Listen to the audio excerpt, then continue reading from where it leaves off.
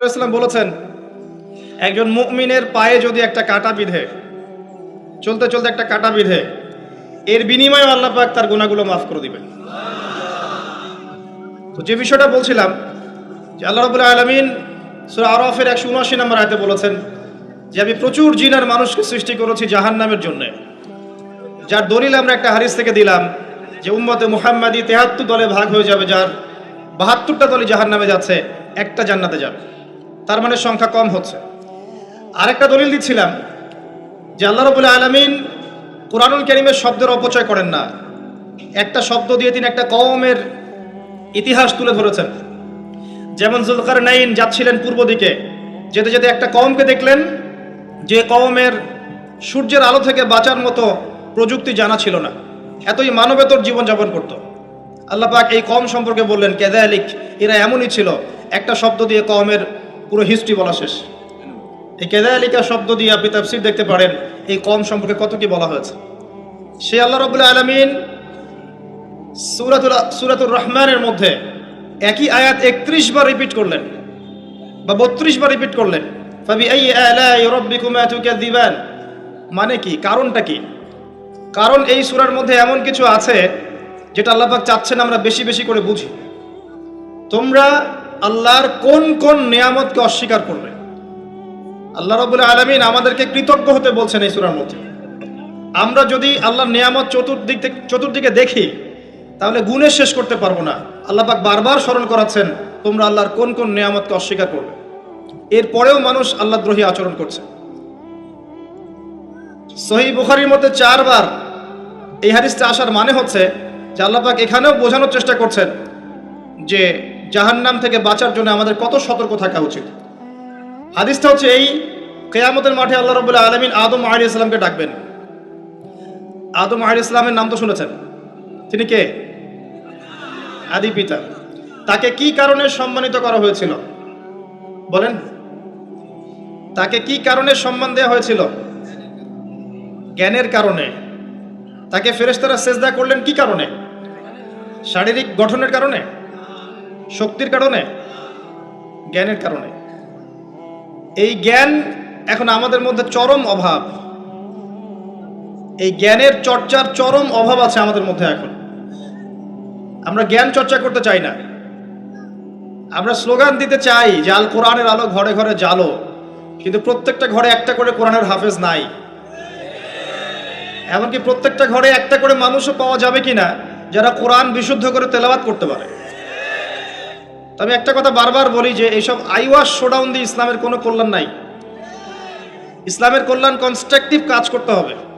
প্রথমে জ্ঞান চর্চা করতে হবে, ক্লাসিক্যাল সাবজেক্টগুলো পড়তে হবে। ফর এক্সাম্পল কোরআন, অ্যারাবিক সাহিত্য, ফর এক্সাম্পল হাদিস, রাসূলের জীবনী সাল্লাল্লাহু আলাইহি ওয়াসাল্লাম, ফর এক্সাম্পল সিরাত, ইসলামের হিস্ট্রি, ইসলামিক ইকোনমিক্স, জিওপলিটিক্স, এবং আপনি যেখানে পড়ছেন সায়েন্স, আর্টস, কমার্স, এগুলো পড়বেন। পড়াশোনা করে জ্ঞান চর্চা করতে আমরা চাচ্ছি না, আমরা রাতারাতি ফল পেতে চাই।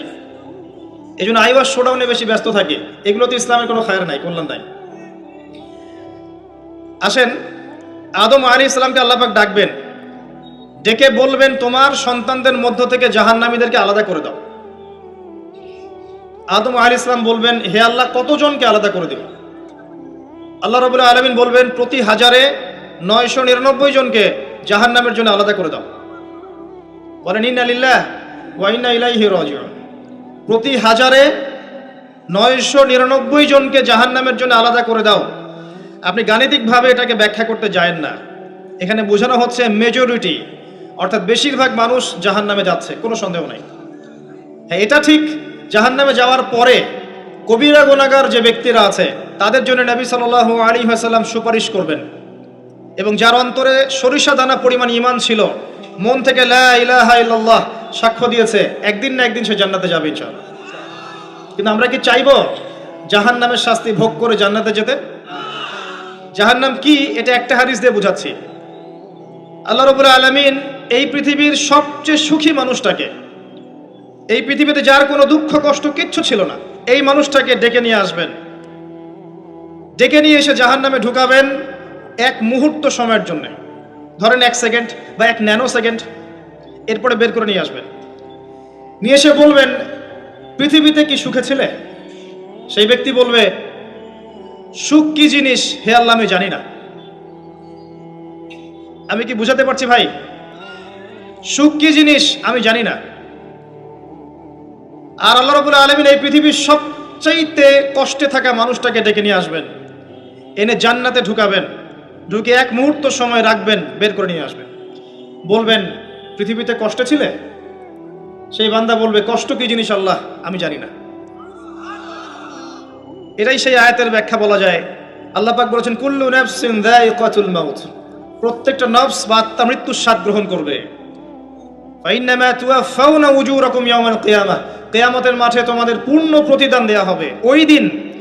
ওই দিন ফামান যুহজিহা আনিন নার ওয়া উদখিলাল জান্নাহ ফাকাদ ফাজ, সেদিন যাকে আল্লাহ পাক জাহান্নাম থেকে বাঁচাবেন, জান্নাতে প্রবেশ করাবেন, একমাত্র সে ব্যক্তি সফল, আর কেউ সফল না। এই আয়াতটা হচ্ছে দ্য ডেফিনেশন অফ সাকসেস, যার পিছনে আমরা ছুটছি। আমরা সাফল্যের পিছনে ছুটি না। সফল হতে হবে, নিজের পায়ে দাঁড়াতে হবে, টাকা পয়সা করতে হবে, বাড়ি গাড়ি করতে হবে, ব্যাংক ব্যালেন্স করতে হবে, জমি জমা করতে হবে, একটা সুন্দরী গার্লফ্রেন্ড চাই, একটা স্ত্রী চাই, তাই না? আমরা সাফল্যের পিছনে ছুটতে চাই, আর আমাদেরকে বস্তুবাদী দর্শন শেখায় এগুলোই সাফল্যের মানদণ্ড। তা আল্লাহ পাক এখানে বলছেন, যাকে জাহান্নাম থেকে বাঁচানো হবে আর জান্নাতে প্রবেশ করানো হবে, এই ব্যক্তি ছাড়া কেউ সফল না।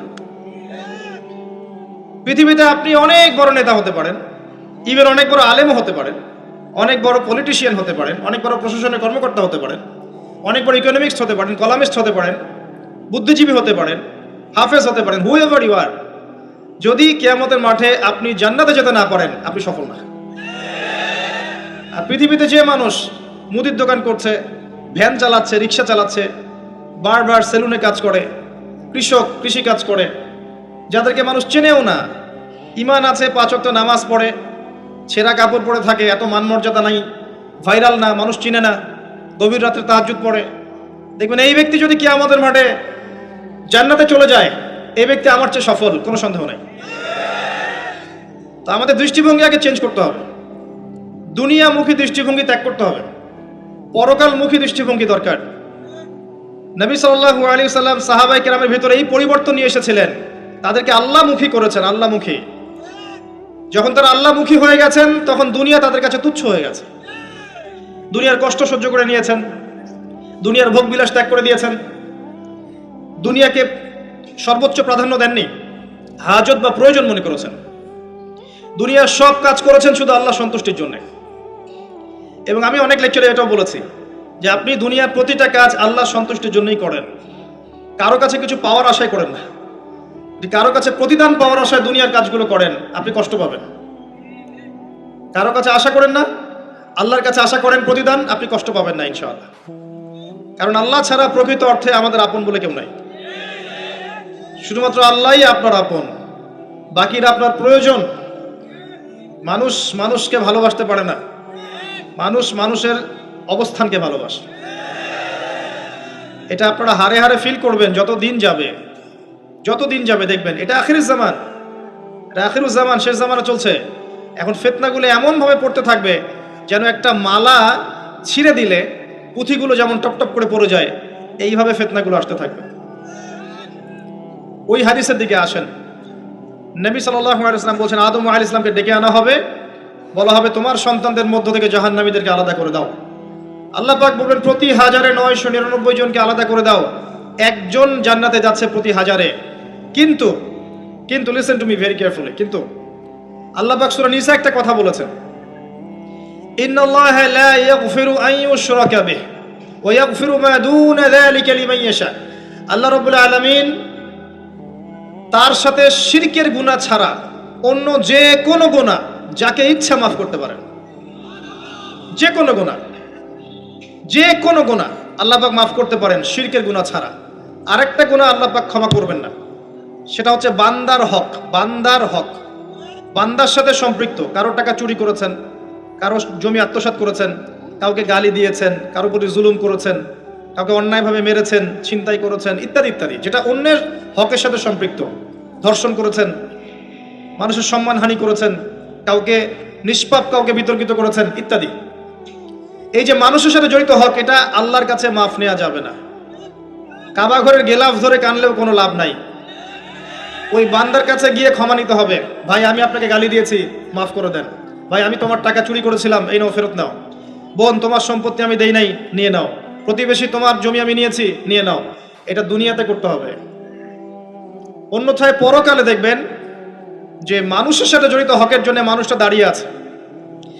একজন ব্যক্তি উঠেছে, নামাজ রোজা হজ যাকাত সব নেকি নিয়ে উঠেছে। ওঠার পরে দেখছে সামনে অনেক মানুষ দাঁড়িয়ে আছে। কি জন্য দাঁড়িয়ে আছে? কারো টাকা নিয়ে শোধ করে নাই, কাউকে গালি দিয়েছে, কারোর প্রতি জুলুম করেছে, কারোর প্রতি অন্যায় করেছে, এরা দাঁড়িয়ে আছে, হক চাচ্ছে। তখন কিভাবে শোধ করবে? আল্লাহ পাক বলবেন তোমার নেকি ওদেরকে দিয়ে দাও। তখন শেয়ার রেটের মাধ্যমে নেকি চলে যাবে। কথা বুঝতে পারছেন? তখন আরো অত্যাধুনিক প্রযুক্তি থাকবে, নেকি কনভার্ট। আর নেকি দিতে দিতে যদি নেকি শেষ হয়ে যায়, তখন ওই ব্যক্তিদের গুনাহ তার আমল নামায় চলে আসবে। তারপর ওই ব্যক্তিরা জান্নাতে যাবে, এই ব্যক্তি জাহান্নামে যাবে। অতএব দুনিয়াতে মানুষের সাথে জড়িত কোনো হক রাখেন না। আল্লাহ পাক বলছেন শিরকের গুনাহ ছাড়া আল্লাহ যে কোনো গুনাহ মাফ করতে পারেন। আর এই যে কুফরি এবং মানুষের সাথে জড়িত হক আল্লাহ মাফ করবেন না। এখন আল্লাহ যদি শিরকের গুনাহ ছাড়া সব গুনাহ মাফ করতে পারেন, আর আল্লাহ পাক তো ওয়াদা করেছেন নবী সাল্লাল্লাহু আলাইহি ওয়াসাল্লামকে মেরাজের রাতে যে তোমার উম্মতের যে কোনো ব্যক্তি যদি শিরক না করে আমার সামনে হাজির হয় আমি তাকে মাফ করে দেব।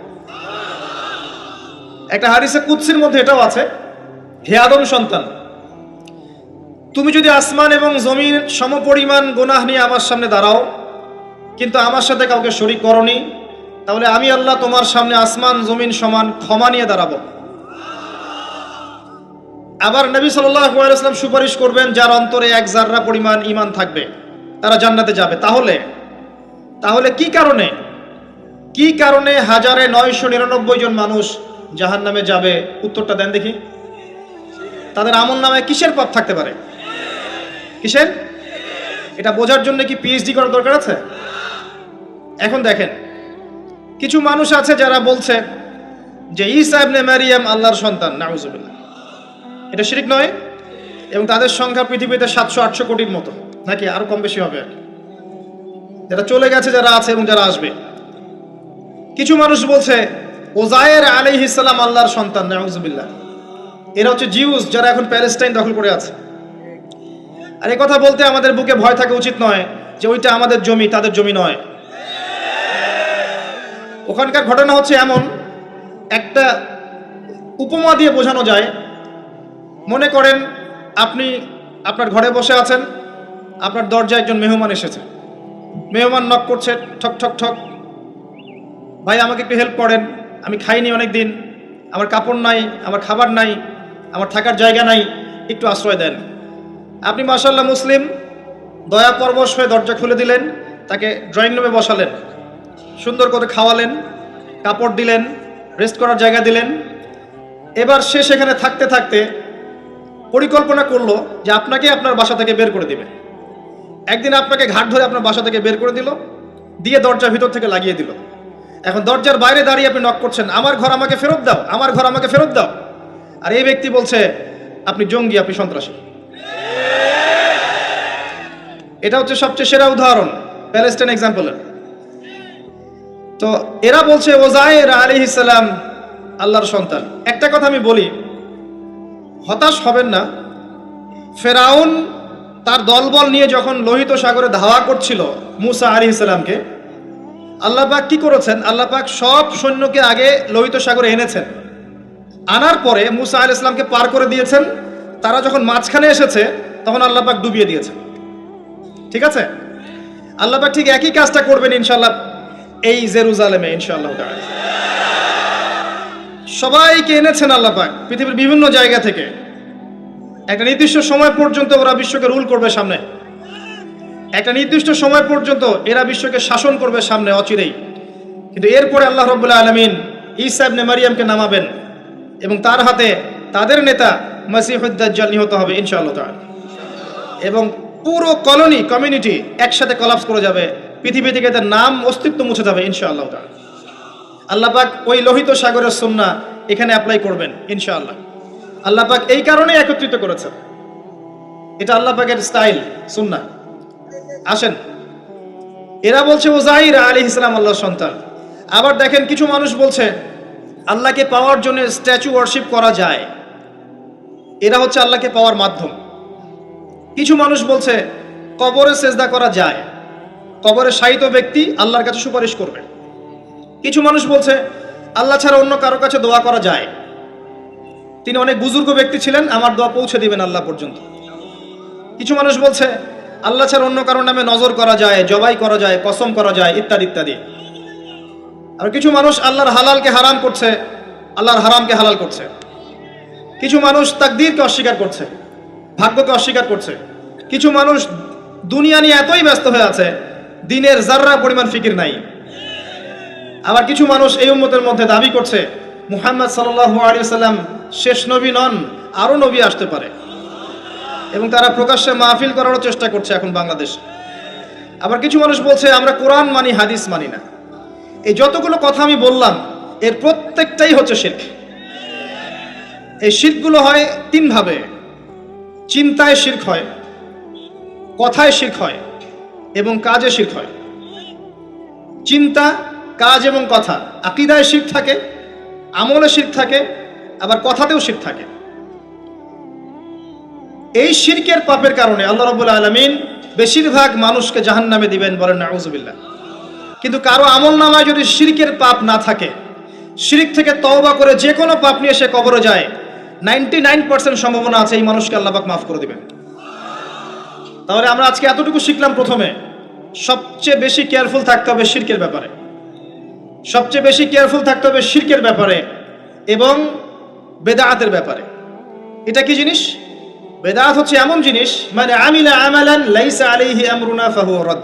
নবী সাল্লাল্লাহু আলাইহি ওয়াসাল্লাম বলেছেন, কেউ যদি এমন কোনো কাজ করে ইসলামের মধ্যে যেই কাজের পিছনে আমার কোনো দলিল নাই, প্রমাণ নাই, আমার পক্ষ থেকে কোনো আদেশ নাই বা নিষেধ নাই, কোনো হুজ্জত নাই, এটাই বেদাআত, প্রত্যাখ্যাত। মানে আপনার প্রতিটা কাজ হতে হবে শুধুমাত্র নবী সাল্লাল্লাহু আলাইহি ওয়াসাল্লামের সুন্নাহ মতো। এই জায়গায় নতুন কোনো পদ্ধতি চালু করলে আপনি বেদাআতি হয়ে যাবেন। বেদাআতির পরিণতি কি? তার সমস্ত আমলগুলোকে আল্লাহ পাক ধুলো বানিয়ে দিবেন। দলিল সূরা ফুরকান। সবকিছু বলার সময় পাচ্ছি না মাহফিলে। আরো কি? আরো আছে। বুখারী হাদিসে এসেছে নবী সাল্লাল্লাহু আলাইহি ওয়াসাল্লাম হাউজে কাউসারের সামনে দাঁড়িয়ে থাকবেন, এবং এই কাউসারের পানি যে একবার পান করবে কিয়ামতের মাঠে, সে আর কখনো পিপাসার্ত হবে না। নবী সাল্লাল্লাহু আলাইহি ওয়াসাল্লাম পানি পান করাবেন উম্মতকে, হঠাৎ পর্দা পড়ে যাবে। আল্লাহ নবী বলবেন ইন্নাহুম মিন্নি, এরা তো আমার উম্মত, পর্দা পড়ে গেল কেন? তাকে জানানো হবে ইন্নাকা লা তাদরি মা আহদাসা বা'দাক, হে নবী আপনি জানেন না আপনার মৃত্যুর পর এরা আপনার শরীয়তের মধ্যে কত বেদাত চালু করেছিল।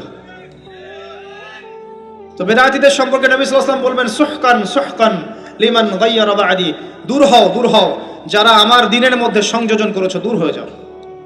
নবীজি অভিশাপ দিবেন, নাউযুবিল্লাহ। আরেকটা মারাত্মক বিষয় হচ্ছে বেদাত করতে থাকলে মানুষ তওবা করে না। একজন চোর তওবা করতে পারে, সে জানে এটা খারাপ কাজ। একজন জেনাকারী তওবা করতে পারে, সে জানে এটা খারাপ। একজন পতিতালয়ের মেয়ে তওবা করতে পারে, সে জানে এটা খারাপ। কিন্তু যে ব্যক্তি ইসলামের কাজ করছে ভালো মনে করে, সে মনে করছে এগুলো কল্যাণের কাজ, ভালো কাজ, সে কখনো তওবা করতে চাইবে না। এই কারণে বেদাতি শেষ পর্যন্ত তওবা করে না। অতএব শিরক আর বেদাতের এই পাপ থেকে দূরে থাকেন। এরপরে আমি সামনে যাই। আরেকটা মেজর জিনিস থেকে আমাদেরকে বেঁচে থাকতে হবে, সেটা হলো হারাম রিজিক। আজকে আমাদের রিজিকের যে সিস্টেমটা আছে, এর মধ্যে বেশিরভাগ পরিবারে হারাম রিজিক ঢুকে গেছে, বলে নাউযুবিল্লাহ। কেউ সরাসরি হারাম, কেউ ঘুরিয়ে ফিরিয়ে হারাম। সবচেয়ে বড় মারাত্মক যে হারামটা ঢুকেছে তার নাম হচ্ছে রিবা বা সুদ। ম্যাক্সিমাম আমরা সুদখোর। আমার কিসের দাড়ি টুপি এগুলো দেখার প্রয়োজন নাই, আমি নিজেও সুদখোর। কিভাবে? প্রত্যক্ষভাবে না হলে পরোক্ষভাবে। মনে করেন আমি একটা ফ্ল্যাটে ভাড়া থাকি, ফ্ল্যাটের মালিক আমার ভাড়ার টাকা দিয়ে তার ব্যাংকের লোন শোধ করে, পরোক্ষভাবে আমি সুদের সাথে সম্পৃক্ত আছি। আপনি বাঁচতে পারবেন না। এই জামানা সম্পর্কে নবী সাল্লাল্লাহু আলাইহি ওয়াসাল্লাম বলেছেন, এমন একটা জামানা আসবে যেই জামানায় মানুষ সুদ থেকে বেঁচে থাকতে পারবে না। যে বেঁচে থাকার চেষ্টা করবে তার গায়েও সুদের ছিটা ফোঁটা গিয়ে লাগবে, কোনো সন্দেহ নেই, এটা সেই জামানা। টপ টু বটম সব জায়গায় সুদ। আর জানি না এই আয়াতগুলো কোরআনে আছে কি না আদৌ, বা এগুলো মানুষকে শোনানো হয় কি না আদৌ। তা আমি আমার জায়গা থেকে চেষ্টা করছি। আল্লাহ পাক কোরআনে বলেছেন, কে বলেছেন? আল্লাহ বলেছেন। আমি অনুবাদ করছি, আমি জাস্ট অনুবাদক। সূরা বাকারা 279 থেকে পড়া শুরু করেন। আল্লাহ পাক বলছেন, ইয়া আইয়ুহাল্লাযীনা আমানু, হে মুমিনগণ, তুমি যদি মুমিন হয়ে থাকো, হে মুমিনগণ, ইত্তাকুল্লাহ, তোমরা আল্লাহকে ভয় করো। ইত্তাকুল্লাহ, তোমরা আল্লাহকে ভয় করো। ইত্তাকুল্লাহ, তোমরা আল্লাহকে ভয় করো। ওয়াযারু মা বাকিয়া মিনার রিবা, সুদের অবশিষ্ট অংশগুলো ছেড়ে দাও। ইন কুনতুম মুমিনিন, যদি প্রকৃত অর্থে মুমিন হয়ে থাকো। ওয়া ইন লাম তাফআলু, আমি আল্লাহ বলছি তোমরা যদি এটা না করো, ফাযরু বিহারবিন মিনাল্লাহি ওয়া রাসূলিহি, তাহলে আল্লাহ এবং তার রাসূলের সাথে যুদ্ধের ঘোষণা শুনে রাখো। গো অ্যাহেড, এখন রাস্তা আপনার। আমি অনুবাদ করে শুনিয়ে দিয়েছি, আপনার কান পর্যন্ত পৌঁছে গেছে। এখন decision is yours, path is yours, choose your path. রাস্তা আপনার, আপনি ফিক্স করেন কি করবেন। যদি আপনি সুদ খান 1 নাম্বার, অথবা দেন 2 নাম্বার, 3 আপনি সাক্ষী থাকেন, 4 লিখে রাখেন, আপনি সমান পাপী। এই 4 শ্রেণীর মানুষকে নবী সাল্লাল্লাহু আলাইহি ওয়াসাল্লাম অভিশাপ দিয়েছেন, লাআনত করেছেন। আর নবী সাল্লাল্লাহু আলাইহি ওয়াসাল্লাম অভিশাপ নিয়ে যদি আমরা কবরে যাই, তাহলে মান নবিয়ুক উত্তর দিতে পারবো, এটা বিশ্বাস করা বোকামি। তার অভিশাপ নিয়ে যদি আমরা হাসরের মাঠে উঠি, হাউজে কাউসারের পানি পাবো, প্রত্যাশা করাটা বোকামি হবে। তার অভিশাপ নিয়ে যদি আমরা হাসরের মাঠে উঠি, তাহলে তিনি আমাদের জন্য সুপারিশ করবেন, এটা ভাবা বোকামি হবে। মেরাজের রাতে আল্লাহ রাসূল দেখে এসেছেন, এক শ্রেণীর মানুষকে রক্তের নদীতে ফেলে মাথা ফাটিয়ে দেওয়া হচ্ছে। নবী জিজ্ঞাসা করলেন সাল্লাল্লাহু আলাইহি ওয়াসাল্লাম, এরা কারা হে জিবরাইল? জিবরাইল আলাইহিস সালাম বলেন, এরা আপনার উম্মতের সেই সব ব্যক্তি যারা ছিল সুদখোর, যারা সুদের মধ্য দিয়ে মানুষের রক্ত চুষে খেয়েছে। আজকে রক্তের নদীতে এদেরকে ফেলে মাথা ফাটিয়ে দেওয়া হচ্ছে। কি করবেন আপনি ফিক্স করেন। ইসলাম তরবারির জোরে ছড়ায় নাই। আমি আপনার গর্দানে তরোয়াল ধরে বলবো না যে সুদ ছেড়ে দেন, বলবো? কেউ বলবে না। ইসলাম এভাবে ছড়ায় নাই। ইসলাম সৌন্দর্য দিয়ে ছড়িয়েছে, সুন্দর উপদেশ দিয়ে ছড়িয়েছে। উদউ ইলা সাবিলি রাব্বিকা বিল হিকমা ওয়াল মাউইযাতিল হাসানাহ ওয়াজাদিলহুম বিল্লাতি হিয়া আহসান, এভাবে ইসলাম ছড়িয়েছে।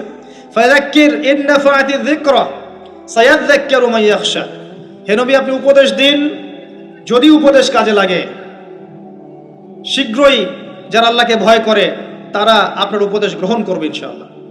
ওয়া ইয়াতাজান্নাবুহাল আশকা, যারা পাপাচারী ফাসিক তারা উপদেশ গ্রহণ করবে না।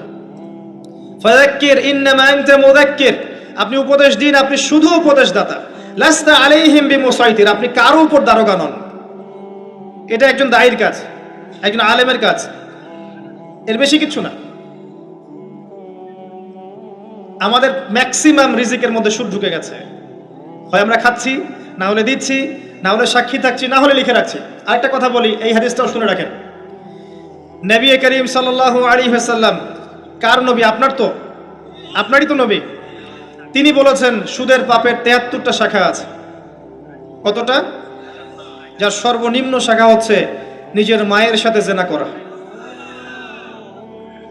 এখানে যদি একটা বিল্ডিং থাকে, যে বিল্ডিং এর মধ্যে মনে করেন কথার কথা না আউযুবিল্লাহ অনেক প্রস্টিটিউট মহিলা আছে, কথা বুঝতে পারছেন? এখানে আছে অনেক প্রস্টিটিউট মহিলা, যারা এখনকার ভাষায় সেক্স ওয়ার্কার্স, কারণ তারা যৌনকর্মী বলতে চায়, পতিতা শব্দ ইউজ করতে চায় না। তারা এটাকে একটা স্বীকৃতি দিতে চেষ্টা করছে আর কি। সেক্স ওয়ার্কার্স, এটা একটা কাজ। নাউযুবিল্লাহ। এই কারণেই সমাজে বেশি বেশি মহামারী ছড়াবে। এই কারণেই সমাজে এমন কিছু পাপ ছড়াবে, এমন কিছু রোগ ছড়াবে যে এই রোগগুলো কখনো ছিল না ইতিহাসে। এই কারণেই হাদিসে এসেছে, শেষ জামানায় যখন অশ্লীলতা বেড়ে যাবে, বেহায়াপনা বেড়ে যাবে, নগ্নতা বেড়ে যাবে, তখন সমাজে বেশি বেশি এমন রোগ ছড়াবে যে এই রোগগুলো আগে কখনো ছিল না। মনে করেন এখানে আমার একটা বিল্ডিং আছে, সেখানে কিছু সেক্স ওয়ার্কার্স আছে, এখানে কেউ ম্যানেজার, কেউ কাজ করে, কেউ মনে করেন দারোয়ান, কেউ মনে করেন ডিলার এগিয়ে দিচ্ছে, কেউ মনে করেন যে ঘরে ঢুকিয়ে দিচ্ছে, ইত্যাদি ইত্যাদি। এক একজন এক এক সেকশনে কাজ করছে, অনেকটা কর্পোরেট সেকশনের মতো। এখন আপনি কি তাদের কারো বাসায় দাওয়াত খেতে চাইবেন? চাইবেন? আপনি কি তাদের কারো উপার্জন খেতে চাইবেন? যদি এমন হয় এখানে সব সেক্স ওয়ার্কার্স নয়, সবাই আমাদের মা, নাউযুবিল্লাহ। শব্দটা প্রয়োগ করলাম আঘাত করার জন্য, কারণ নবীজি বলেছেন মায়ের কথা। মনে করেন এরা সবাই আমাদের মা, নাউযুবিল্লাহ। এখন কি আপনি এটাকে পছন্দ করবেন? এখানে যদি কেউ কাজ করে তার রিজিক খেতে চাইবেন? রিবার মধ্য দিয়ে আমরা এগুলো করছি, কোনো ফিকির নাই, যায় আসে না কাজ কারো কিছু, দিব্যি খাচ্ছে। যখন দেখবেন পাপ করতে করতে করতে করতে আমার মনের মধ্যে কোনো রিয়াকশন হচ্ছে না, তখন বুঝে নেবেন কলব মরে গেছে, ডিস্ট্রয়েড, ডেডার্ড। হ্যাঁ, একজন মুমিনের পরিচয় হচ্ছে ছোট ছোট পাপ তার কাছে পাহাড়ের মতো মনে হবে, আর একজন ফাসিকের পরিচয় হচ্ছে বড় বড় পাপ তার কাছে মাছির মতো মনে হয়, তাড়ালেই চলে যাবে। আরো আছে, সেই বুখারীর একটা হাদিসে নবীজি বলেছেন, যে ব্যক্তি 1 দিরহাম সুদ খায় সে যেন 36 বার জেনা করেছে। একবার জেনা করার শাস্তি 100 বেত্রাঘাত এবং 1 বছরের জন্য বহিষ্কার, যেটাকে আমরা উস্কে দিয়ে এখন বলি কাছে আসার গল্প। একবার সূরা নূর পড়েন, সূরা নূরের প্রথম আয়াতগুলো পড়েন। যদি কেউ জেনা করে একবার 100 বেত্রাঘাত এবং 1 বছরের জন্য বহিষ্কার। আর যদি কোনো বিবাহিত ব্যক্তি করে তার শাস্তি হচ্ছে রজম, পাথর নিক্ষেপ করে হত্যা করা। আর 1 দিরহাম সুদ খেলে আপনি 36টা মেয়েকে রেপ করছেন। এবার চিন্তা করেন, এই শাস্তিগুলো যদি দুনিয়ায় কার্যকর না হয় এবং দুনিয়াতে যদি আমরা তওবা না করে যেতে পারি, পরকালে কার্যকর হবে কোনো সন্দেহ নাই। দুনিয়াতে শোধ করে যাওয়া ভালো পরকালের চাইতে। অতএব আল্লাহর ওয়াস্তে আমি হাত জোর করে রিকোয়েস্ট করছি, আল্লাহর ওয়াস্তে সুদ ছেড়ে দেন। ভ্যান চালায় খান, সবজি বিক্রি করে খান, একটা ছোট কাপড়ের ব্যবসা করে খান, একটা মাছের আড়ত করে খান, গবাদি পশু প্রতিপালন করে খান, কৃষিকাজ করে খান, আল্লাহর ওয়াস্তে সুদে যায় না। আপনার পুরো দুনিয়া এবং আখিরাত বরবাদ হয়ে যাবে এবং আপনি এর মধ্য দিয়ে আল্লাহর সাথে যুদ্ধ করছেন, নবীর সাথে যুদ্ধ করছেন। এর উপরেও আছে পেপার মানির মধ্যে সুদ। ওই যে বললো 1 দিরহাম, এই দিরহাম আবার কি জিনিস? দিরহাম মানে রৌপ্য মুদ্রা। দিনার এটা কি জিনিস? স্বর্ণ মুদ্রা, ইসলামিক মুদ্রা। সেই যে চলে গেছে ব্রিটিশরা আসার আগে, এখন আর দেখা যায় না। একটা গোল্ড কয়েন যার মূল্যটাকে ইকোনমিক্সের ভাষায় বলে ইন্ট্রিনসিক ভ্যালু। এই ভ্যালুটা এই স্বর্ণ মুদ্রার ভিতরেই থাকে। একটা পেপার মানির ভ্যালু, ইন্ট্রিনসিক ভ্যালু এর ভিতরে থাকে না, এর বাইরে থাকে, যেটাকে আপনি নিয়ন্ত্রণ করতে পারবেন, কমাতে পারবেন, বাড়াতে পারবেন। আর এর সাথে যখন পেট্রো ডলার অ্যাড হয়েছে তখন তো মাশাআল্লাহ জুলুম আরো উপরে উঠে গেছে। আর যারা পেট্রো ডলার সিস্টেম চালু করেছে, এইসব ভোগবিলাসী আরবদেরকে আমরা বলি এরা হচ্ছে আমিরুল মুমিনিন, নাউজুবিল্লাহ, সুবহানাল্লাহ। কত অন্ধ হলে মানুষ এদেরকে আমিরুল মুমিনিন মনে করতে পারে, যারা মুসলিমদের প্রপার্টি সব আমেরিকার হাতে তুলে দিয়েছে, আর সেই প্রপার্টি দিয়ে এরা বম্বিং করে করে সারা বিশ্বের মধ্যে মুসলিম হত্যা করছে। আল্লাহ পাক সেই যে বলেছেন সূরা মাইদার মধ্যে 51 নম্বর আয়াতে, ইয়া আইয়ুহাল্লাযীনা আমানু, হে মুমিনগণ, লা তাত্তাখিযুল ইয়াহুদা ওয়ান নাসারা আউলিয়া, হে মুমিনগণ তোমরা ইহুদি এবং খ্রিস্টানদেরকে বন্ধুরূপে গ্রহণ করো না। কে বলেছেন? আল্লাহর চেয়ে কি আমি জিওপলিটিক্স ভালো বুঝি? আল্লাহর চেয়ে আমি আমার ভালো মন্দ ভালো বুঝি? কাদেরকে? বা'দুহুম আউলিয়া ও বা'দ, যারা একে অপরের বন্ধু, ওয়া মান ইয়াতাওয়াল্লাহুম মিনকুম ফাইন্নাহু মিনহুম, তোমাদের মধ্যে কেউ যদি ওদের দিকে মুখ ফিরায় সে তাদের অন্তর্ভুক্ত, এই উম্মার কেউ না তারা। সে যেই হোক, বিশ্বের এইসব নামধারী মুসলিম কান্ট্রিদের চাইতে বাংলাদেশের পররাষ্ট্রনীতি অনেক ভালো আছে, 1000 গুণে ভালো আছে। কি মনে করেন আপনি? এসব ফাসেকা জালেমদেরকে আপনি আমিরুল মুমিনিন মনে করছেন? আল্লাহ পাক বোঝার তৌফিক দান করুন। আসেন, রিবার কথা বলতে গিয়ে কথাটা আসছি, ইন্ট্রিনসিক ভ্যালু বলে একটা বিষয় আছে। এত ডিটেলস বিষয় মাহফিলে বলা সম্ভব না, এতটুকু বলবো যে ইনশাআল্লাহ তাআলা আপনি যদি আপনার সম্পদকে সাস্টেইনেবল অ্যাসেটে রূপান্তরিত করেন, আগামী দিনগুলোতে আপনি ইনশাআল্লাহ জিতবেন, আদারওয়াইজ হেরে যাবেন। ফর এক্সাম্পল, আপনি যদি আপনার সম্পদকে জমিতে কনভার্ট করেন, গবাদি পশুর প্রজেক্ট করেন, আপনি যদি মাছের প্রজেক্ট করেন, ব্যবসা ইনভেস্ট করেন, বা কিছু গোল্ড রাখেন, কিছু সিলভার, কিছু আপনার রূপা রাখেন, ইত্যাদি ইত্যাদি, পরবর্তী সময়গুলোতে গিয়ে আপনার সম্পদের মান কমে যাবে না, ইনশাআল্লাহ বাড়বে। আপনি সমস্ত সম্পদ যদি পেপার মানির মধ্যে রেখে দেন, আস্তে আস্তে আপনার সম্পদের মান কমবে। সামনে 10, 15, 20, 30 বছর পর আপনি সম্পদ হারাবেন। এর চেয়ে বেশি কিছু আমি বলতে পারবো না, বাকিটা আপনারা পড়াশোনা করে বুঝে নেবেন। যেটা বলতে চাচ্ছি, ইকোনমিক সেকশনে আমরা সবাই মোটামুটি হারামের সাথে সম্পৃক্ত। এর পাশাপাশি আছে আবার ঘুষ, আছে না? না দিলে চাকরি হয় না, সুবহানাল্লাহ। আবার অনেক আলেম ফতোয়া দিচ্ছে এখন, তুমি যদি যোগ্য হয়ে থাকো কিন্তু তোমাকে জব দিচ্ছে না, তাহলে তোমার জন্য ঘুষ দেওয়া জায়েজ। সুবহানাল্লাহ, কত ঘুরিয়ে ফিরিয়ে জায়েজ করছি আমরা, আল্লাহ ভালো জানেন। যে নিবে আর যে দিবে সমান অপরাধী দুজন। একজন ব্যক্তি মাদক দ্রব্য সেবন করে, আরেকজন ব্যক্তি মাদক উৎপাদন করে, কেউ সেল করে, কেউ ডিস্ট্রিবিউট করে, সবাই অপরাধী না? এরপরে আবার আছে দেখবেন অন্যের সম্পদ আত্মসাৎ করা, দুর্নীতি করছি, অন্যের সম্পদ আত্মসাৎ করছি। অনেক সময় দিনের লেবাজেই, ধার্মিকতার লেবাজেই মানুষের সম্পদ লুটে পড়ে খাচ্ছে। কত মাজার আছে যায় দেখেন, মানুষের সম্পদ কিভাবে লুটে খাচ্ছে আল্লাহ ভালো জানে। ওখানে যত মোমবাতি জমা পড়ে, এগুলো বিক্রি করলে মনে একটা পদ্মা সেতু হবে, আল্লাহ ভালো জানে। বেশি বলে ফেলাইছে মনে হয়। যাই হোক, এমন অনেক জায়গা আছে, গরু ছাগল দিচ্ছে, মাশাআল্লাহ মানতের টাকা দিচ্ছে। এই যে কয়দিন আগে দেখলাম একটা চ্যানেলেই দেখলাম, দান বাক্স খুলেছে, কোটি কোটি টাকা বের হচ্ছে এখান থেকে। জি, আমি মনে করতে পারছি না, বাট আমি দেখেছিলাম। তো না, ঠিক আছে, মসজিদে টাকা দিতে পারে মানুষ, সমস্যা নাই। আমি বলছি এমন জায়গা যেখানে আল্লাহর সাথে শিরক হচ্ছে। বিষয়টা হচ্ছে, আমরা ধর্মের লেবাজে অনেক সময় মানুষের সম্পদ লুটে পড়ে খাচ্ছি না? অনেক মুসলিম আছে যারা বোনের সম্পত্তির অধিকার দেয় নাই। আল্লাহর রাস্তায় সময় দিয়ে আসে, চিল্লা দিয়ে আসে, বলছে যে আমার বোন তো আমাকে সম্পত্তি দান করে দিয়েছে, মাশাআল্লাহ। আপনি কেমনে দান করছে ভাই? তো বলে আমি ওকে বলছি তুই যদি আমাকে দিস তো সব হবে। তো দিয়ে দিচ্ছে, মাশাআল্লাহ। তা বললাম যে আপনি মরার আগে ওটা তাকে সওয়াবের আশায় দিয়ে দিয়েন, এই অবস্থায় মরেন না। আমরা অনেক সময় ধর্মের লেবাজেও মানুষের সম্পদ আত্মসাৎ করি, কোনো সন্দেহ নাই। আল্লাহ পাক আমাদেরকেও হেফাজত করুন, আমিন। এক কথায় বলতে চাই প্রিয় ভাইয়েরা, পরিবারের মধ্যে হারাম রিজিককে ঢুকতে দিয়েন না। হারাম রিজিক ঢুকলে পরে আপনার ইবাদত কবুল হবে না। আপনি ছোটখাটো কিছু করেন, হালাল রিজিক খান, অল্পতে আল্লাহ পাক সন্তুষ্ট হয়ে যাবেন ইনশাআল্লাহ তাআলা। আল্লাহ পাক তো বেশি কিছু চান না আমাদের কাছে। আল্লাহ পাক কি চান? আমরা তাকে ভালোবাসি, আমরা তার জন্য আমাদের ইবাদতগুলো ঢেলে দেই, তার সাথে শিরক না করি, তার নবীর সুন্নাহ মতো চলি, একটু হালাল খাই, একটু পর্দা করি, বাচ্চা কাচ্চাদেরকে ইসলামী আদর্শে বড় করি, পরিবারের আদর্শটা একটু ঠিক করি। এত বেশি কিছু কি আল্লাহ পাক চান আমাদের কাছে? আল্লাহ পাক কি আমাদের কলার ধরে জিজ্ঞাসা করবেন দুনিয়াতে ইসলামী খেলাফত কায়েম করে আসো নাই কেন? বলবেন? বলবেন না, এটা বলবেন না আল্লাহ পাক আমাদেরকে। কিন্তু যাকে আল্লাহ পাক ওই ক্ষমতা দিয়েছেন তাকে বলবেন তোমাকে ক্ষমতা দিয়েছিলাম, তুমি কেন করো নাই? কথা বুঝতে পারছেন? সবার জন্য সবকিছু না, আমরা সাধারণ মানুষ, সাধারণ মানুষের জন্য সাধারণ কাজগুলো যথেষ্ট। একটু পড়াশোনা করেন, আল্লাহ পাক তৌফিক দান করুক, একটু আমল করেন, একটু পর্দা করেন, একটু হালাল খান, তাওহীদে থাকেন, সুন্নতে থাকেন, নবীর মতো লাইফ কাটান, 5 ওয়াক্ত নামাজ পড়েন, সামর্থ্য হলে যাকাত দেন, রমজান মাসে রোজা রাখেন, সামর্থ্য হলে হজ করেন, ইনশাআল্লাহ আপনি জান্নাতি।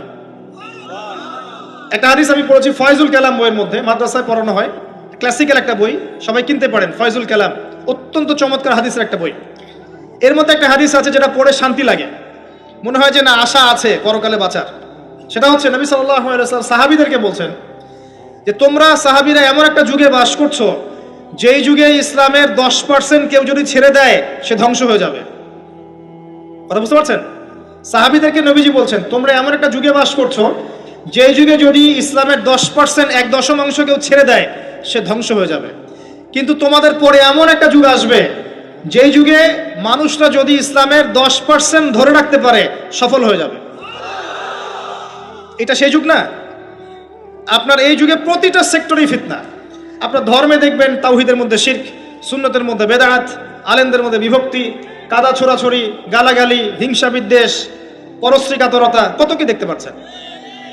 আপনি ধর্মের মধ্যে শিরক দেখছেন, বেদাত দেখছেন, অর্থনীতিতে হারাম দেখছেন, পরিবারের মধ্যে বস্তুবাদিতা দেখছেন, কি দেখছেন না?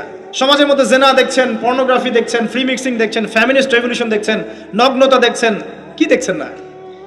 অর্থনৈতিক জীবনে আপনি এগুলো দেখছেন, বৈশ্বিক জীবনে আপনি মারামারি, কাটাকাটি, রাহাজানি দেখছেন, হত্যা, রক্তপাত দেখছেন। কোন যুগে বসে আছেন আপনি? এই যুগে আপনি 10% আমল করেন, জান্নাতি হয়ে যাবেন ইনশাআল্লাহ। আল্লাহ পাক তৌফিক দান করুন, কবুল করুন। একটা বিষয় হচ্ছে আমল করা, একটা বিষয় হচ্ছে আকীদা পোষণ করা।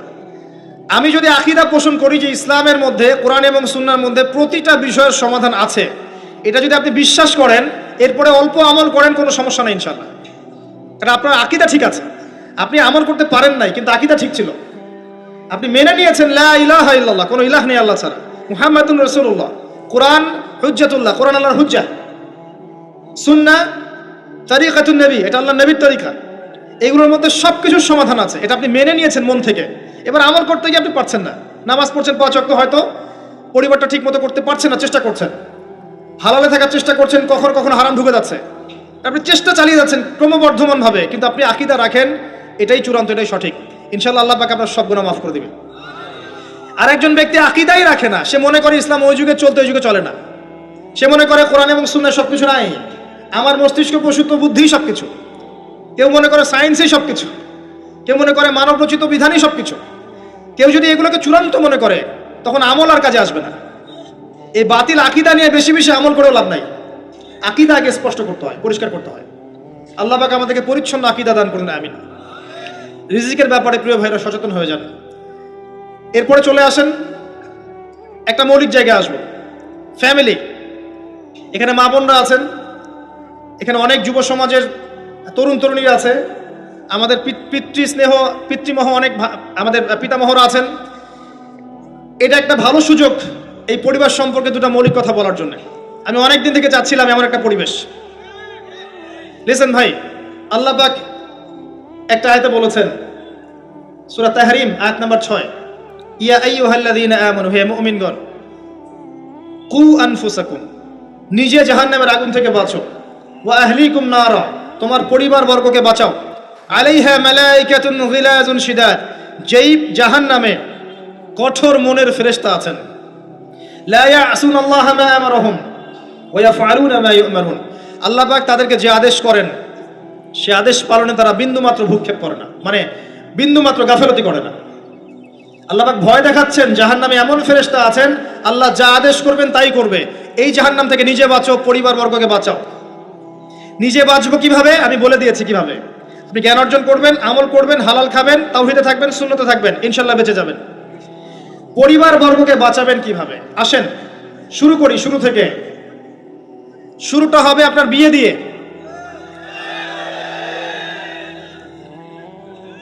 এত এক্সাইটেড হওয়ার কিছু নাই, কারণ এটা এমন একটা বিষয় যেটা করেন নাই বলে এক্সাইটমেন্ট বাড়ছে, করার পরে পস্তাতেও পারেন। এটা এমনই দিল্লি কা লাড্ডু, যে খাবে সেও পস্তাবে, যে খাবে না সে বেচারাও পস্তাবে। তবে আপনারা খেয়ে পস্তান, আলহামদুলিল্লাহ। এমনভাবে শুরু করেন না পরিবারটা যে আপনি একজন তরুণী, আপনি একজন তরুণ, বিয়ে করছেন, বিয়ের সময়ে দিনদারিতা বাদ দিয়ে অন্য কিছু দেখতে যায় না। যদিও বা অর্থ সম্পদ, বংশমর্যাদা, সৌন্দর্যের কথা হাদিসে এসেছে, হাদিসটা এমন নয় যে তোমরা 4টা গুণ দেখেই বিয়ে করো, এমন নয়। হাদিসটা এমন নয়, অনুবাদটা অনেকেই ভুল করে, অনেকেই ভুল করে। হাদিসে বলা হয়নি কখনো 4টা গুণ দেখেই বিয়ে করো, এটা নয়, বরং বলা হয়েছে 4টা গুণ দেখে বিয়ে করা হয়। কথা কি বুঝতে পারছেন? কেউ এটা দেখে, কেউ এটা দেখে, তোমরা দিনদারিতা দেখো, না হলে তোমাদের হাত ধুলোয় ধূসরিত হবে। হাদিসটা এমন। এক্ষেত্রে কি আমরা বলবো, প্রথমত বিয়েটাকে সহজ করে দেন। বিয়েটাকে সহজ না করলে সমাজে জেনা বাড়তে থাকবে, এবং জেনা বাড়ার কারণ আছে। যখন পর্নোগ্রাফিটাতে ফ্রি অ্যাক্সেস দেওয়া হয়েছে, মানুষ রাতের বেলা পর্ন দেখতে পারে, কেউ বাধা দেওয়ার নাই। উপরের সেকশন থেকে কিন্তু এটাকে বন্ধ করে দেওয়া যেত। পৃথিবীর অনেক কান্ট্রি আছে যেখানে অনেক কিছু চলে না। চাইনিজরা ফেসবুক ইউজ করে না, করে? ওরা কি উন্নত জাতি না? ওরা তো এখন আমেরিকাকে যদি বলে ওঠো উঠবে, আমেরিকাকে বসতে বলে বসবে। ওরা এমন জায়গায় চলে গেছে। ওই ইউক্রেন ইস্যু নিয়ে আমেরিকার, ন্যাটো আর এই ব্রিটেন আর ফ্রান্স আর ইসরায়েল কিছুই করতে পারবে না ইনশাআল্লাহ, বিকজ এখানে একটা বড় অ্যালায়েন্স আছে চায়না এবং রাশিয়ার, কিছুই করতে পারবে না। বরং এর উদ্দেশ্য, যে উদ্দেশ্যে এটা কাজ করেছিল তারা, এটা তো সফল হবে না তারা ইনশাআল্লাহ। আজকে টপিক এটা না, আমি এদিকে যাচ্ছি না। মূল বিষয়টা হচ্ছে যে সহজ করতে হবে বিয়েটাকে। উপযুক্ত বয়স হয়ে গেলেই একটা উপার্জনের সোর্স খুঁজবেন আগে। বেকার অবস্থায় বিয়ে করতে যায় না, উপার্জনের সোর্স খুঁজবেন, তারপরে আপনি আপনার পরিবারকে বলবেন আমার বয়স হয়েছে, আমাকে বিয়ে দাও। এবার আসেন, বিয়ের সময় দিনদারিতা ছাড়া অন্য কিছু দেখতে যায় না।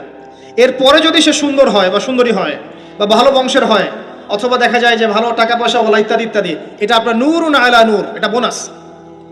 কিন্তু এগুলো যদি নাও থাকে, শুধু দিনদারিতে থাকে, আপনি রাজি হয়ে যান। পরিবারের কর্তাদেরকেও বলবো যে মেয়ে বিয়ে দেওয়ার সময় ছেলের টাকা পয়সা দেখতে যায় না, ছেলের স্ট্যাটাস দেখতে যায় না বেশি বেশি, পরে দেখবেন এই মেয়ে ওর ঘরে গিয়ে পস্তাচ্ছে। আর ছেলের পিতাদেরকেও বলবো, ছেলেকে যখন বিয়ে দিবেন, একটা মেয়েকে কিনে নিব আর সাথে কিছু যৌতুকের টাকাও নিব, এই টেন্ডেন্সি নিয়ে বিয়ে করতে যায় না।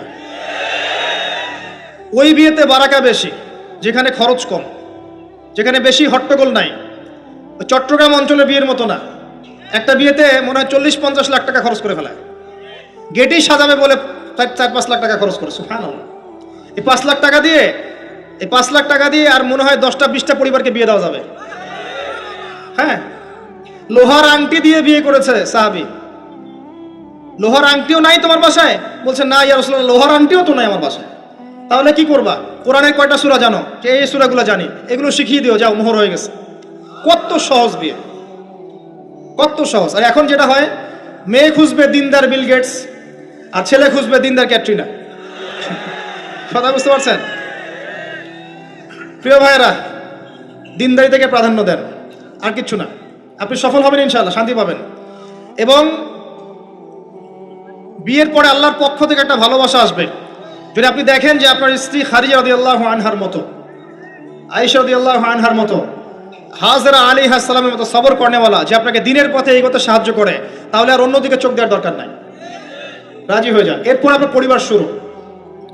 এখানে উভয়ের মাঝে হৃদ্যতা, ভালোবাসা থাকতে হবে। তবে আরেকটা কথা বলে রাখি, সবাই মনোযোগ দিয়ে কথাটা শোনেন। একটা পরিবারের ভিত্তি শুধু ভালোবাসা দিয়ে টিকে থাকে না, একটা পরিবারের ভিত্তি টিকে থাকে আপোষের বিশ্বাসের উপরে। একে অপরকে বিশ্বাস করতে শিখতে হবে, একে অপরকে শ্রদ্ধা করতে হবে, একে অপরের সম্মান দিতে জানতে হবে। আপনাকে আপনার স্ত্রীকে আপন মনে করতে হবে, আপনাকে আপনার স্বামীকে আপন মনে করতে হবে। বাইরের মানুষ আপন নয়, এরা আপন আপনার। একজন একজন লেবাস, পোশাক। এরপরে আপনি মোহর শোধ করেন, আপনি সন্তান সন্ততি নেন, সন্তান সন্ততিদেরকে আল্লাহর এবং তার রাসূলের আদর্শে বড় করে তোলেন। পরিবারের মধ্যে তালিম চালু করেন, তালিম। পরিবারের মধ্যে তাওহীদ রাখেন, সুন্নত রাখেন, একসাথে খেতে বসেন। স্ত্রীকে হাদিয়া দেন, স্ত্রীকে গিফট দেন, তাকে মাঝে মাঝে ঘুরতে নিয়ে যান, তাকে নিয়ে রিফ্রেশমেন্টে যান, তাকে সময় দেন, তাকে টাইম দেন, তাকে সময় দেন। নবী সাল্লাল্লাহু আলাইহি ওয়াসাল্লাম আয়েশা রাদিয়াল্লাহু আনহার কোলে মাথা রেখে কোরআন তেলাওয়াত করতেন, তার সাথে চাঁদনি রাতে দৌড়েছেন এবং চাঁদ দেখেছেন, সফর করেছেন, রাতের বেলা হেঁটেছেন, সময় দিয়েছেন, খালি পায়ে হেঁটেছেন। সময় দেন।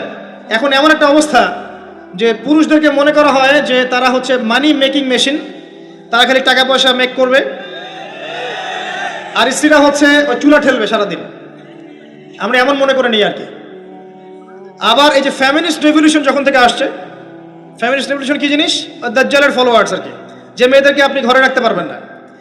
তো তারা যখন থেকে এসেছে, ইমার্জ করেছে, তখন থেকে তারা একটা কনসেপ্ট দিয়েছে যে পুরুষ আর নারী একে অপরের প্রতিদ্বন্দ্বী। দেখবেন প্রতিদ্বন্দ্বিতামূলক কথাবার্তা বলে। স্বামীর মুখের উপর তর্ক করতে যাবেন না, স্বামীকে বাইরের অনেকগুলো বিষয় ফেস করতে হয়। এখন স্বামী মনে করেন প্রশাসনে চাকরি করে, তাকে তার ডিউটি ফেস করতে হয়, তার বসকে মেনটেন করতে হয়, তার এগুলো সামলাতে হয়, তাকে বাজারঘাট করতে হয়, সারাদিন পরিশ্রম করে সে বাসায় ঢোকার পরে আপনি মুখটা গোমরা করে বসে থাকেন। স্বামী আহলান সাহলান করেন না, তাকে একটু আদর করেন না, মহব্বত করেন না, তো অটোমেটিকলি আপনার দিক থেকে তার মনটা চলে যাবে অন্যদিকে, স্বাভাবিক। আপনি আপনার স্বামীর জন্য সাজেন না, বাইরের মানুষের জন্য সেজে বুঝে আপনি মার্কেটে যান। প্রবলেম সেগুলা। এরা মনে করে স্বামী স্ত্রী একে অপরের প্রতিদ্বন্দ্বী, অথচ এরা একে অপরের পরিপূরক, একে অপরের পরিপূরক। উভয় হৃদ্যতা ভালোবাসায় পরিবার গড়ে ওঠে। যে পরিবারের মধ্যে হৃদ্যতা ভালোবাসা আছে, ওই পরিবারের বাচ্চা কাচ্চারা দেখবেন বড় আলেম হবে, বড় নেতা হবে, বড় কিছু হবে ইনশাআল্লাহ। যেখানে এগুলো নাই, ওই সন্তানরা বড় হয় হতাশার মধ্যে, কাজের বুয়ার কাছে, ডে কেয়ার সেন্টারে। এরা তো বড় হয়ে জঙ্গি হবে, সন্ত্রাসী হবে, স্বাভাবিক। ভালো প্যারেন্টিং দিতে পারে নাই। এরকম না বিষয়টা। সময় দিতে হবে, একে অপরের দায়িত্ব বুঝতে হবে, আপোষের মধ্যে বিশ্বাস থাকতে হবে, ভালোবাসা থাকতে হবে এবং সবরের মানসিকতা থাকতে হবে। মেয়েদের ব্যাপারে বলাই হয়েছে তারা বাঁকাহার, অতএব চাপ দিতে যায় না, ভেঙে যাবে। চাপ দিতে যায় না, ভেঙে যাবে। ওই অবস্থায় ছেড়ে দিলে ওই অবস্থায় থেকে যাবে। একটা কথা আমি বলি, আমি শিখেছি আমার লাইফ থেকে, আল্লাহ পাকের প্রতিটা সৃষ্টি এক একটা রূপক মেসেজ দিচ্ছে। জানেন, রাবার গাছ দেখেছেন? রাবার গাছ, যে গাছ থেকে রাবার হয়, গাছটাকে দেখবেন পরিচ্ছন্ন, গাছটা পরিষ্কার, যে নিজে পরিষ্কার করে সে নিজেও পরিচ্ছন্ন। জমিনের মধ্যে দেখবেন মৃত জমিন, বৃষ্টি পড়লো, সজীব হয়ে উঠলো, সবুজ ধান ক্ষেত। এই সবুজ ধান ক্ষেতটা আপনার যৌবন, আস্তে আস্তে ফসল হবে। এই ফসল হওয়ার টাইমটা হচ্ছে আপনার পৌরত্ব। এরপরে ফসলটা কেটে ফেলা হবে। এই ফসলটা আপনার ভালো কাজ, আমল সালেহ, এটাকে রেখে দেওয়া হবে। বাকিটাকে হলুদ বর্ণের যে খড়কুটো, এটাকে জ্বালিয়ে দেওয়া হবে। এই যে ধান গজালো, একটা সিজন গেল, এর মধ্যে আপনার দুনিয়ার জীবনের হায়াতের রূপকতা আছে। জি, পাহাড়কে দেখেন, পাহাড় বিশালতা নিয়ে দাঁড়িয়ে থাকে, ওর গায়ে যতই ঢিল মারেন, লাথি মারেন, সমালোচনা করেন, সে নড়বে না তার জায়গা থেকে, থাকবে, সে ওর জায়গায় স্টিল থাকবে, কিন্তু সে শান্ত থাকে, সে চিল্লাফাল্লা করে না। তাই যারা সাহসী বীর, তারা বেশি কথা বলে না, শান্ত থাকে। যারা পাহাড়ের মতো দৃঢ়, ওরা বেশি কথা বলে না। সাগরকে দেখেন, বিশাল সাগর, কক্সবাজারে যান, সাগরকে বিশাল সাগর গর্জন করছে, ভিতরে অনেক সম্পদ, অনেক মাখলুক আছে। আপনি সামনে গিয়ে দাঁড়ান, বিনয়ের সাথে আপনার পা ধুয়ে দিবে, কোনো অহংকার করবে না। প্রতিটা সৃষ্টি আল্লাহ পাকের এক একটা মেসেজ দেয়। ঠিক মেয়ে মানুষও একটা মেসেজ দেয়। কি মেসেজ? আল্লাহ পাক মানুষকে সবচেয়ে সুন্দর করে সৃষ্টি করেছেন, আর মানুষের মধ্যে মেয়েদেরকে সবচেয়ে বেশি সুন্দর করে সৃষ্টি করেছেন। আল্লাহ পাকের সবচেয়ে সুন্দর সৃষ্টি হচ্ছে মেয়েরা, এবং তারা খুব নরম হয়, নরম, প্রজাপতি ধরার মতো। প্রজাপতিকে ধাপ করে ধরতে পারবেন না আপনি, শক্ত করে ধরতে গেলে প্রজাপতি নষ্ট হয়ে যাবে, মরে যাবে। প্রজাপতিকে কোমল ভাবে ধরতে হবে। ঠিক মেয়েদের সামনেও আপনার কোমল থাকতে হবে। বেশি হার্ড হতে যাবেন, শেষ। আমি আপনার গার্লফ্রেন্ডের সামনে কোমল হতে বলি নাই, আপনার ওয়াইফের সামনে হতে বলেছি। কোমল থাকলে আপনি জিতে যাবেন। দেখবেন দুনিয়ার চিল্লাফাল্লা করছে আপনার বাসায়, আপনি চুপচাপ আছেন পাহাড়ের মতো, কোমল আছেন। 5 মিনিট পর দেখবেন নিজেই ঠান্ডা হয়ে এসে বলছে, আচ্ছা সরি, ভুল হয়ে গেছে। আর যদি আপনি চিল্লাফাল্লার কাউন্টার দিতে যান, তাহলে দেখবেন সুটকেস গোছানো শেষ, বাবার বাড়ি চলে গেছে। ডিল করা খুব ডিফিকাল্ট। এখানে আপনাকে খুবই সবরের পরিচয় দিতে হবে। আল্লাহ পাক বোঝার তৌফিক দান করুন। আর আমরা মা বোনদেরকে রিকোয়েস্ট করব, 4টা মূলনীতি মেনে কাপড় চোপড় পরবেন। আপনার কাপড়টা এমন হবে না যেই কাপড়টা পরলেও অঙ্গ প্রত্যঙ্গ দেখা যায়, বোঝা যায়, এমন হবে না। কাপড়টা এমন হবে না এত টাইট ফিটিং যে আপনার অঙ্গের উঁচু নিচু অবয়ব বোঝা যায়, এমন হবে না। কাপড়টা এমন হবে না যেটা অমুসলিমদের পোশাক, আর কাপড়টা এমন হবে না যেটা পুরুষদের পোশাক। এই মূলনীতিগুলো মেনটেন করে কাপড় পরবেন ইনশাআল্লাহ। এছাড়াও মেয়েদের কথায় পর্দা আছে, চলনে পর্দা আছে, ওঠা বসায় পর্দা আছে। নামাজ পড়ার সময় তাদেরকে কিছুটা শালীনভাবে নামাজ পড়তে হয়, তাদের চোখের দৃষ্টির মধ্যে পর্দা আছে। এগুলো কে শিখাবে এখনকার মেয়েদেরকে? সবসময় বিজি দেখবেন, নতুন কোন সিরিয়াল আসছে, নতুন কোন ফ্যাশন আসছে, নতুন কোন পার্লারে কি আসছে, কোন কাটিং আসছে, কোন নায়িকা আসলো। ওই যে বাংলাদেশে কোন এক নায়িকা আসছে, তাই নিয়ে মিডিয়াতে এমন তোলপাড়, মনে কি নাকি একটা অবস্থা। আল্লাহর কাছে তোমার কি মূল্য আছে হে? আল্লাহর কাছে তোমাদের কি মূল্য আছে? তোমরা কি 5 ওয়াক্ত নামাজ পড়ো? তোমরা কি পর্দা করো? তোমাদের মধ্যে হায়াবোধ কিছু আছে? তোমরা মানুষকে ভালো কিছু শেখাও, সমাজকে ভালো কিছু দাও, শালীন কিছু দাও। আল্লাহর কাছে তোমাদের কি মূল্য আছে? নবী সাল্লাল্লাহু আলাইহি ওয়াসাল্লাম তো জাহান্নাম দেখে সেই কথাটাই বলেছেন, আমি জাহান্নাম দেখে আসলাম, সেখানে বেশিরভাগ অধিবাসী হচ্ছে মেয়ে, নারী। কি কারণ? তারা এমন কাপড় চোপড় পরে বাইরে ঘুরতো, যেই কাপড় পরেও তারা নগ্ন থাকতো। আমি কি ব্যাখ্যা করতে হবে? আপনি দেখতে পারেন না? এবং তারা স্বামীর সাথে কুফরি করত। সারা জীবন স্বামী যদি তাদের ভরণ পোষণ দেয়, ভালোবাসে, মহব্বত করে, তাদের জন্য জীবনটা ক্ষয় করে ফেলে, এক পর্যায়ে গিয়ে বলবে, সারাটা জীবন তোমার কাছে কিছুই পাইলাম না। বাস্তব। এগুলোর কারণে মেয়েরা বেশি বেশি জাহান্নামে যাবে।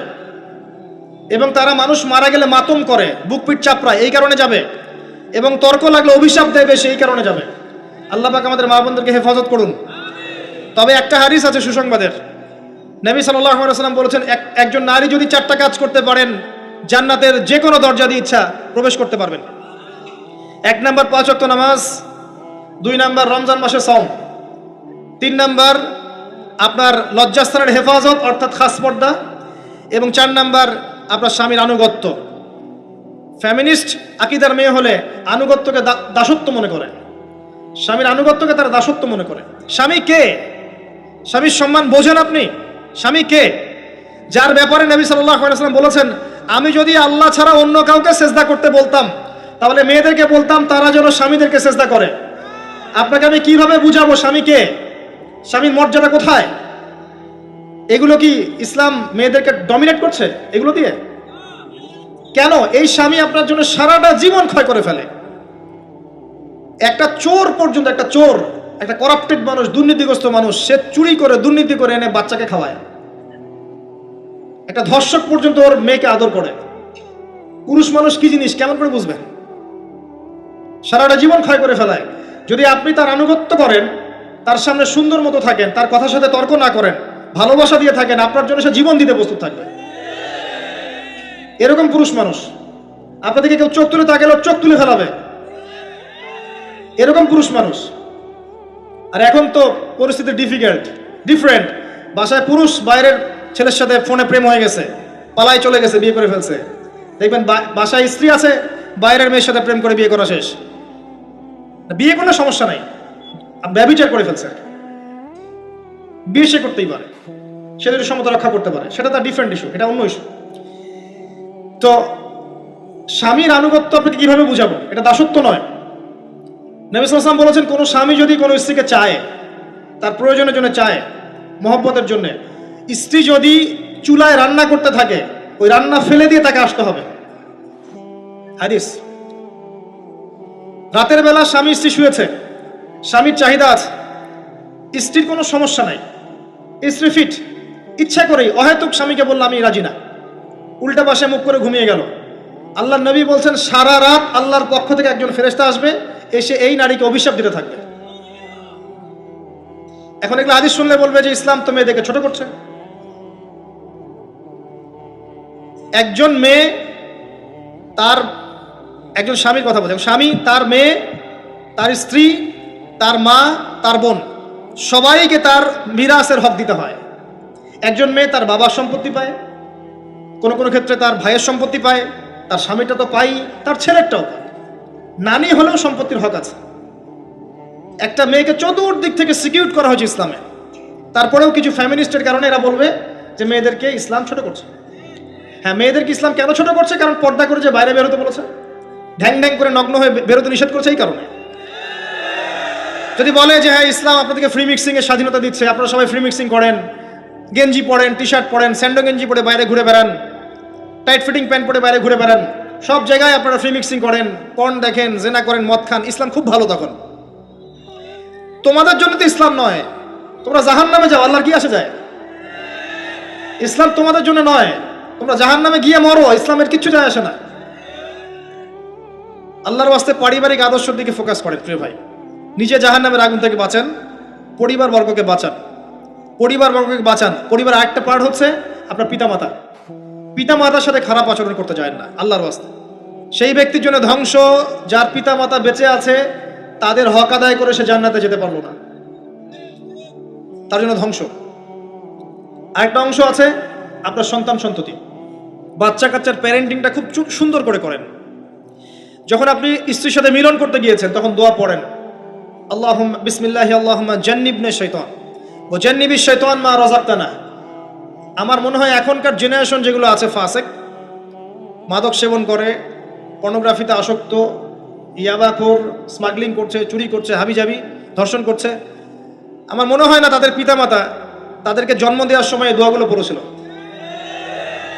কারণ পিতামাতাকে দোয়া পড়লে ওই সন্তানকে শয়তান স্পর্শ করতে পারে না। সন্তান হবে, সন্তান ছেলে হোক মেয়ে হোক, আপনার এটা নিয়ে মন খারাপ করার কিছু নাই। একজন কন্যা সন্তানকে লালন পালন করে সৎপাত্রে পাত্রস্থ করলে এই মেয়ে পরকালে আপনার জন্য জাহান্নামের আগুন থেকে ঢাল হয়ে যাবে। যার কাছে দুইজন মেয়ে আছে, দুইটা মেয়েকে সে ভালো করে মানুষ করেছে, নবী সাল্লাল্লাহু আলাইহি ওয়াসাল্লাম বলছেন সে জান্নাতে আমার সাথে এমন করে থাকবে, এইভাবে। কেউ যদি বিধবার দায়িত্ব নেয়, সেও নবী সাল্লাল্লাহু আলাইহি ওয়াসাল্লামের সাথে এইভাবে থাকবে। এতিমের দায়িত্ব নেয়, এইভাবে থাকবে। ফ্যান্টাসিতে ভুগছেন, একটা এতিম মেয়েকে বিয়ে করেন, একটা অসহায় তালাকপ্রাপ্ত মেয়েকে বিয়ে করেন, একটা বিধবা মেয়ে যার স্বামী মারা গেছে, কেউ নাই দেখার, তাকে বিয়ে করেন, তারপরে বোঝা যাবে আপনার মধ্যে কতটুকু দিন আছে। আর বর্তমান সভ্যতা আমাদের কি সমাধান দিবে? সবাই যদি দিনদার একটা করে ক্যাটরিনা খোঁজে, এই এতিম, এই বিধবা, এই যাদের দেখার কেউ নাই, এই মেয়েগুলা কি রাষ্ট্রের সম্পত্তি হয়ে থাকবে? এদের দায়িত্ব কে নিবে? পুরুষরা যদি দায়িত্ব না নেয়, কে দায়িত্ব নিবে? এখন কেউ যদি ওদের দায়িত্ব নিতে যায়, তখন তাকে আবার খারাপভাবে উপস্থাপন করা হয়, এই ব্যক্তির মনে হয় চরিত্র খারাপ। কিন্তু এদিকে বাইরে 10টা জেনা করে বেড়াচ্ছে, কোনো সমস্যা নাই, এগুলি উস্কায়। এইসব জাহেলদের জন্য ইসলাম নয়। ইসলামের প্রতিটা বেসিক ফান্ডামেন্টাল মানবতার কল্যাণের জন্যই। এগুলোকে ফরজ করা হয়নি, আপনি নফল, আপনার সামর্থ্য থাকলে আপনি করতে পারেন, না করলে কোনো সমস্যা নাই।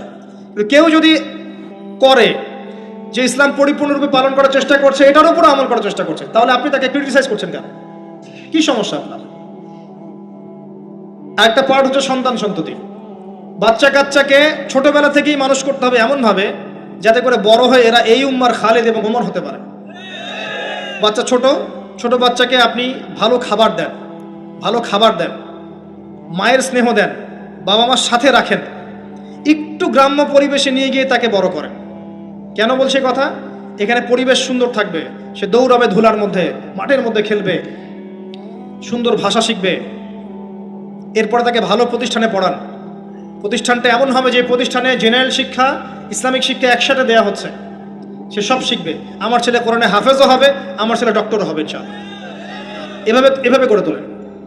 আধুনিক হন, মাথাটা খাটান, ব্যাকডেটেড মানসিকতা বাদ দেন।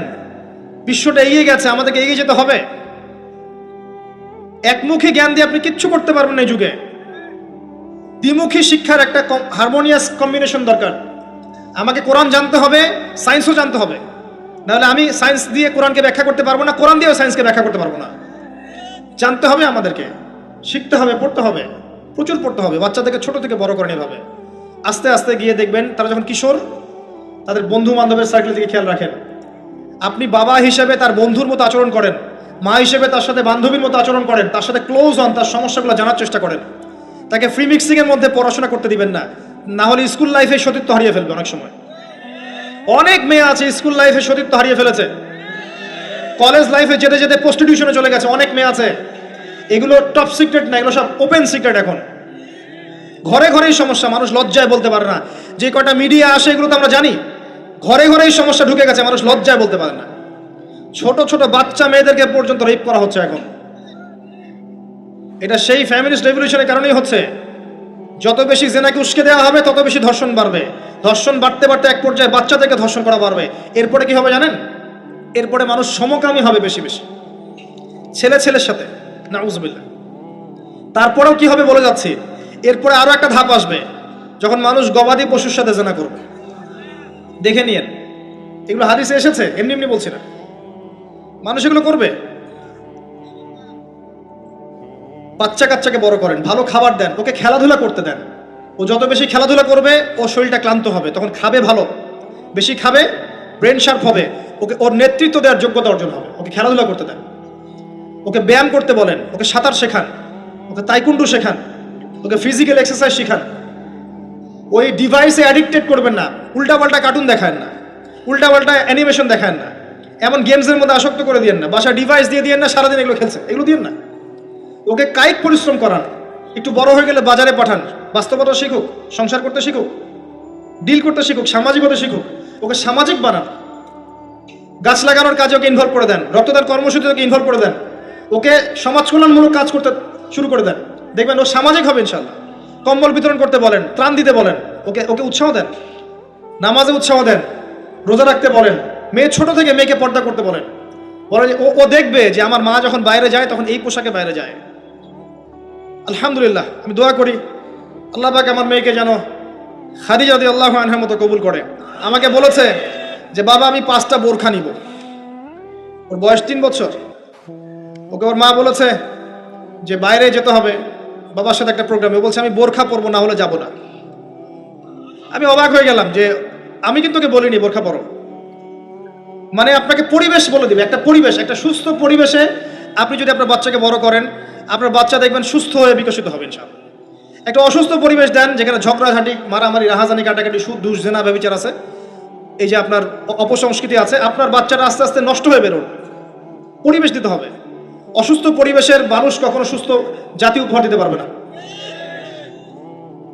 তো এই বিষয়গুলোর দিকে খেয়াল রাখেন, মেয়ের পোশাকে খেয়াল রাখেন, তবে মেয়েকে কার কোলে তুলে দিচ্ছেন এটা খেয়াল রাখেন। এই যুগটা খুব কঠিন যুগ, কাছের মানুষদেরকে দ্বারা মেয়েরা ধর্ষিত হচ্ছে, খুব খেয়াল রাখেন। বাসায় কাজিনের এত থ্রু অ্যালাউ করেন না, কাজিন সম্পর্ক থ্রু করেন না, অ্যালাউ করেন না। আপনার মেয়েকে মেয়েদের ব্যাচ একটা পুরুষ টিচার পড়াচ্ছে, ওই ব্যাচে আপনি মেয়েকে পড়তে দিয়েন না। একটা কোচিং এর ভাইয়া বাসায় এসে আপনার মেয়েকে প্রাইভেট পড়াবে গোপন কক্ষে, এগুলো করতে দিয়েন না। পরে আপনার মেয়ের ইজ্জত চলে গেলে আপনি হামাও করবেন, তখন আপনি অ্যাক্সেস করে দিচ্ছেন, জেনার সুযোগ দিচ্ছেন। শয়তান উস্কে দিবে, শয়তান তো চাচ্ছেই জেনা করাতে। মেয়েদেরকে মেয়েদের পরিবেশে পড়ান, ছেলেদেরকে ছেলেদের পরিবেশে পড়ান। ওরা বড় হোক, ম্যাচিউর্ড হোক, যখনই বিয়ের বয়স হয়ে যাবে দ্রুত বিয়ে দিয়ে দেন। বিয়ের পরে না পড়াশোনা করুক, বিয়ের পর পড়াশোনা করে অনেকে বড় আলেম হয়েছে, অনেকে বড় জাতির নেতাও হয়েছে। আমাদের জাতির পিতার ইতিহাস দেখেন, কত বছর বয়সে তিনি বিয়ে করেছিলেন, ইতিহাস দেখেন। একজন প্রেমময়ী নারী যদি পাশে থাকে, একজন ব্যক্তি বিশ্ব জয় করতে পারে। এই যে প্রমাণ দেখিয়ে দিয়েছে, করেন নাই? এরকম আগেকার মানুষদেরকে দেখবেন, ম্যাচিউরড হয়ে গিয়েছেন, বিয়ে করেছেন, এরপরে স্ত্রী পাশে ছিল, বিশ্বকে ডিল করেছে, নেতৃত্ব দিয়েছে। এই বিষয়গুলোতে খেয়াল রাখেন। পরিবারে হারাম ঢুকতে দিয়েন না, পরিবারটাকে ইসলামিক মূল্যবোধে গড়ে তোলেন। কু আনফুসাকুম ওয়া আহলিকুম নারা, এই হাদিসের উপর আমল করেন। আল্লাহ পাক তৌফিক দান করুন, আমিন। এরপরে বড় বিষয়গুলোতে যাবেন আপনি ইসলামের খেদমত, ইসলামের প্রচার, ইসলামের প্রসার, Islamic association, Islamic NGO, Islamic হাবিজাবি, এগুলোর দিকে আপনি পরে যাবেন। আগে বেসিকগুলো ঠিক করবেন। এই কাজগুলো যদি আমরা করতে না পারি, তাহলে আল্লাহ পাক ওই যে বলেছে সূরা আরাফ 179 প্রথমে বলেছে, ওর অন্তর্ভুক্ত হয়ে যাব। তাদের পাপ কি ছিল? তারা যে বেশি বেশি জাহান্নামে গেছে, কি পাপ ছিল? 1 নাম্বার, লাহুম কুলুবুন লা ইয়াফকাহুনা বিহা, ওদের কলব ছিল, উপলব্ধি করেনি। ওয়া লাহুম আযানুন লা ইয়াসমাউনা বিহা, কান দিয়েছিলাম শোনেনি। ওয়া লাহুম আ'য়ুনুন লা ইউবসিরুনা বিহা, চোখ দিয়েছিলাম দেখেনি। উলাইকা কাল আনআম, এরা হচ্ছে গবাদি পশুর মতো। বাল হুম আদাল, বরং তার চাইতেও নিকৃষ্ট। ওয়া উলাইকা হুমুল গাফিলুন, এরা হচ্ছে গাফিল সম্প্রদায়। আল্লাহ পাক আমাদেরকে যাবতীয় গাফিলতি থেকে হেফাজত করুন, আমিন। আমরা আলোচনার শেষ প্রান্তে এসে দোয়া করছি, আল্লাহ পাক আমাদের সবাইকে শিরিক মুক্ত আমল করার তৌফিক দান করুন, আমিন। নবী সাল্লাল্লাহু আলাইহি ওয়াসাল্লামের সুন্নতের উপর থাকার তৌফিক দান করুন, আমিন। আমাদের প্রত্যেকের পরিবারটাকে আদর্শ পরিবার রূপে গড়ে তুলুন, আমিন।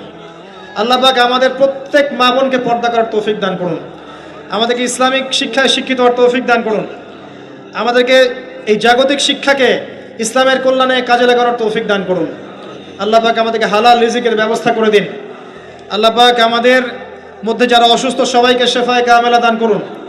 আমাদের মধ্যে যারা মারা গেছে আল্লাহ পাক সবাইকে মাফ করে দিন। আমাদের প্রশাসনের ভাইদেরকে আল্লাহ পাক হেফাজত করুন, হেদায়েত দান করুন, যাবতীয় অন্যায় থেকে হেফাজত করুন, ন্যায় নিষ্ঠার সাথে দায়িত্ব পালন করার তৌফিক দান করুন। আমাদের ঊর্ধ্বতন কর্তৃপক্ষ যারা আছে, গভর্নমেন্টে যারা আছে, সবাইকে আল্লাহ পাক হেদায়েত দান করুন। আল্লাহ পাক তাদের দ্বারা দ্বীন ইসলামের খেদমত কবুল করুন। আমরা মাহফিল কমিটির পক্ষ থেকে আপনাদের শুকরিয়া আদায় করছি।